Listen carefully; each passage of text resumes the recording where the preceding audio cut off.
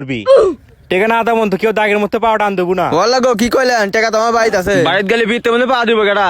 যা বাজান, তোর টেকা তো নিয়ত থাকলে তো কিছুই হবি না। যা টেকা নিয়ে আই। ভাই আমিও যাবো। বাজান তুইও যা। এই নেন টাকা নেন। যা কিছু মনে আছে তো, আল্লাহ সবাক মারে না, আর এগুলা সব ব্যবহার করবি, ইনশাল্লাহ ফলাফল এই পাবি। নেন মেলা কষ্ট আনলাম। আচ্ছা বাজান থাক, যা ইনশাল্লাহ। কিরে এলে কি আবুল কাসেম সাপুরে এটা কি করে?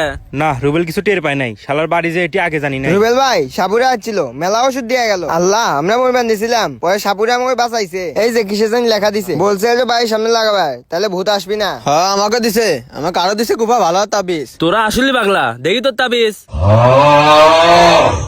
এই দেখ কি লেখা। বোম বলা খান কি পালা উইরা যা মাঙ্গের পালা। আর তোর কাগজ দেখি।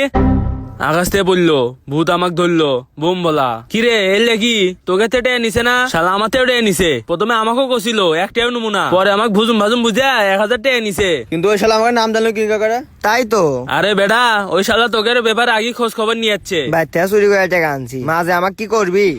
এভাবে আপনারাও প্রতারিত হতে পারেন। সাপুরিয়াদের হাত থেকে সাবধান থাকবেন।